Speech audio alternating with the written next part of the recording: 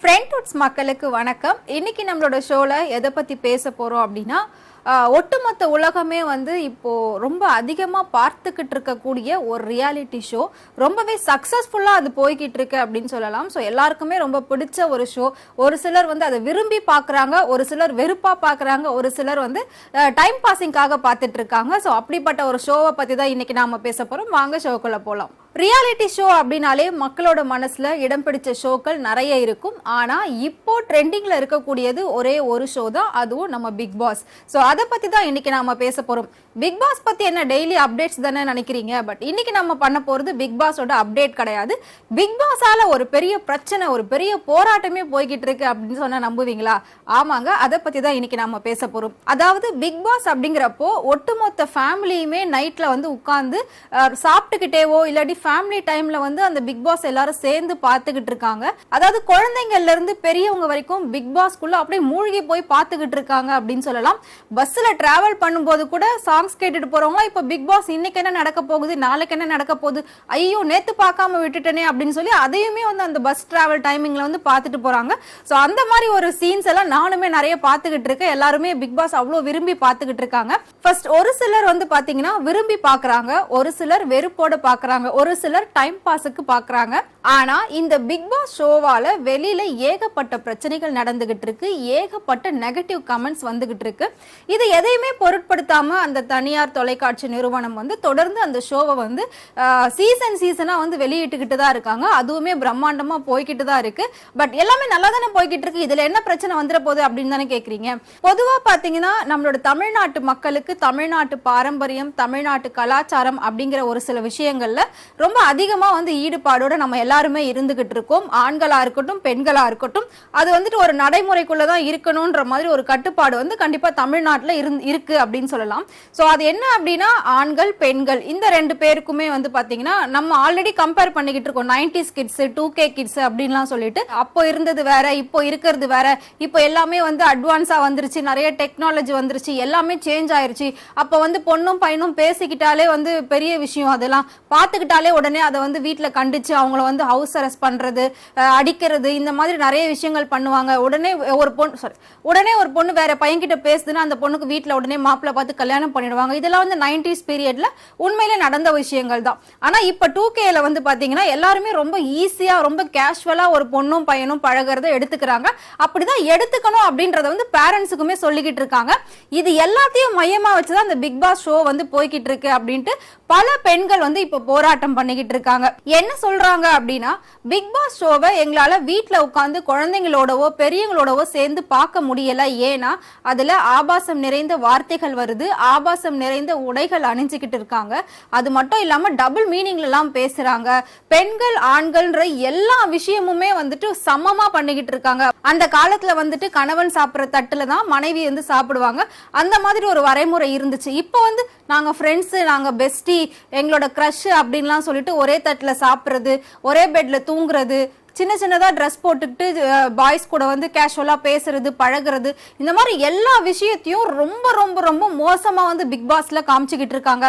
அதுலயே லவ் சீக்வன்ஸை கொடுக்குறாங்க, ஃபைட் பண்ணிக்க வைக்கிறாங்க, ஒருத்தர் வந்து ரொம்ப ஈஸியா ரொம்ப ஜாலியா நினைச்ச நேரத்துல வந்து ஹக் பண்ணிக்கிறாங்க. இந்த மாதிரி விஷயங்கள்லாம் வந்து குழந்தைங்க கிட்ட காட்டும் போது நாளைக்கு நம்மளும் இதே மாதிரி கேஷுவலா பண்ணலாம் அப்படின்ற ஒரு எண்ணம் அந்த குழந்தைங்களுக்குள்ள வராதா அப்படின்ற ஒரு கேள்வியும் முன் வச்சிருக்காங்க.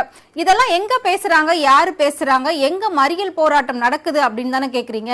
கோவில்பட்டியில கருத்துரிமை பாதுகாப்பு கூட்டமைப்பு சங்கம் சார்பில் 50க்கும் மேற்பட்ட பெண்கள் வந்து பிக் பாஸ் ஆபாச படத்தை தடை செய்யணும், பிக் பாஸ் ஆபாசத்தை தடை செய்யணும் அப்படின்னு சொல்லிட்டு ஒரு பேனர்லாம் வச்சுட்டு கையில அந்த போர்டெல்லாம் எடுத்துட்டு போயிட்டு போராட்டம் பண்ணிக்கிட்டு இருக்காங்க. போராட்டம் பண்ணது மட்டும் இல்லாம கோவில்பட்டி கோட்டாட்சியர் கிட்ட போயிட்டு அந்த 50க்கும் மேற்பட்ட பெண்கள் போயிட்டு மனு கொடுத்திருக்காங்க. அது என்ன மனு, அந்த மனுல நாங்க என்ன எழுதியிருக்கோம் அப்படின்றதையுமே அவங்க வந்து ஓபன் டாக்கா வந்து மீடியாக்கு சொல்லியிருக்காங்க. அந்த மனுல அவங்க என்ன சொல்லியிருக்காங்க அப்படின்னா ஃபர்ஸ்ட் இந்த பிக் பாஸை தடை பண்ணுங்க, அப்படி இல்லாட்டி அதை வந்துட்டு ஒரு கரெக்டான ஒரு கட்டமைப்புல கொண்டு வாங்க.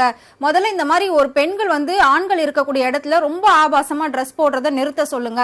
அது மட்டும் இல்லாம நினைச்சா கட்டி பிடிச்சிக்கிறாங்க, ஒரே தட்டுல சாப்பிடுறாங்க, ஒரே பெட்ல தூங்குறாங்க. நான் பொதுவா ஆண் பெண் உறவுக்குன்னு ஒரு அர்த்தம் இருக்கு, ஒரு புரிதல் இருக்கு, அதுக்குன்னு ஒரு வரைமுறை இருக்கு. அந்த காலத்துல எல்லாருமே அப்படிதான் இருந்தாங்க. இதெல்லாம் வந்து குடும்பத்துக்குள்ள நல்லபடியா இருந்துச்சு இதுக்கு முன்னாடி. ஆனா இப்ப பிக் பாஸ் அப்படிங்கிற அந்த ஒரு ஷோல வந்து பாத்தீங்கன்னா ஆண் பெண் உறவை வந்து வெளிச்சம் போட்டு காட்டிக்கிட்டு இருக்காங்க. இதுதான் நடந்துகிட்டு இருக்கு.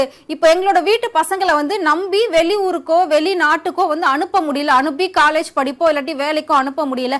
ஏன்னா இதெல்லாம் பார்த்து பார்த்து அவங்களும் கெட்டு போவாங்க. இதே மாதிரி கேஷுவலா இதுதான் ட்ரெண்டிங், இதுதான் 2K அப்படின்லாம் சொல்லி அவங்களும் வந்து கெட்டு போறதுக்கான வாய்ப்புகள் நிறைய இருக்கு.